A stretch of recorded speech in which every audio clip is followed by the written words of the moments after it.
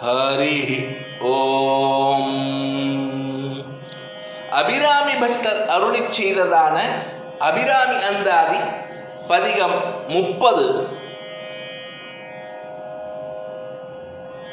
அன்றே தடுத்தென்னை ஆண்டு கொண்டாய், கொண்டதல்ல என் கை, நன்றே உனக்கினி நான் என் செய்யினும், நடுக்கடலுள் சென்றே விழினும், கரையேற்றுகை நின் திருவுளமே, ஒன்றே பல உருவே அருவே என் உமையவளே,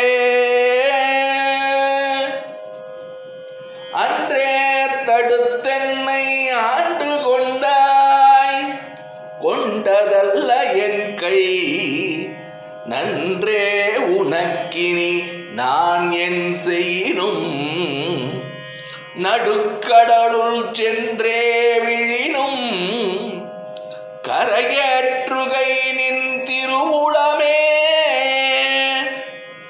ஒன்றே பல உருவே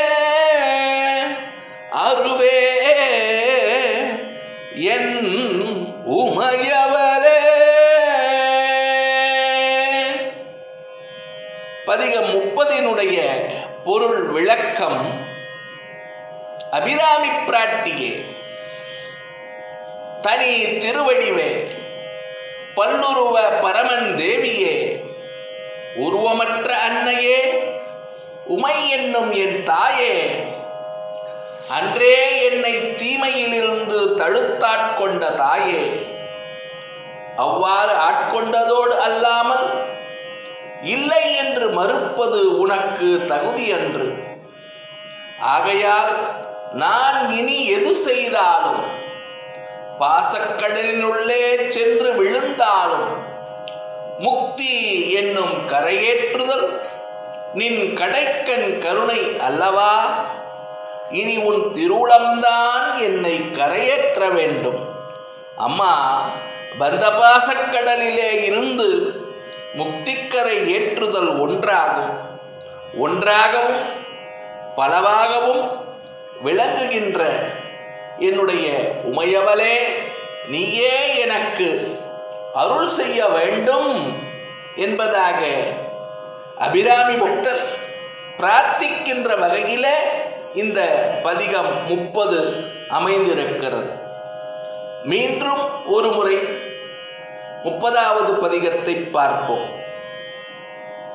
அன்றே தடுத்தென்னை ஆட்கொண்டாய், கொண்டதல்ல என் கை, நன்றே உனக்கினி நான் என் செய்யினும், நடுக்கடலுள் சென்றே விழினும், கரையேற்றுகை நின் திருவுளமே, ஒன்றே பல உருவே அருவே என் உமையவளே என்பதாக பதிகம் 30 அமைந்திருக்கிறது. விடாமல் வரக்கூடிய, அடுத்தடுத்து வரக்கூடிய தொல்லைகள் எல்லாம் அகழுவதற்காக அபிராமி அன்னையை தொழுது வணங்கி இந்த பதிகம் 30 பொருளுணர்ந்து பாராயணம் செய்து வருவதினாலே அபிராமி பிராட்டி எல்லாவிதமான கருணையையும் கடாட்சத்தையும் நமக்கு கொடுக்கிறாள் என்பது நம்முடைய முன்னோர்கள் ஆராய்ந்து சொல்லி வைத்த உண்மையாகும். லோகா சமஸ்தா சுகினோ பவந்து. ஜெய் ஸ்ரீராம். ஜெய் ஹிந்த்.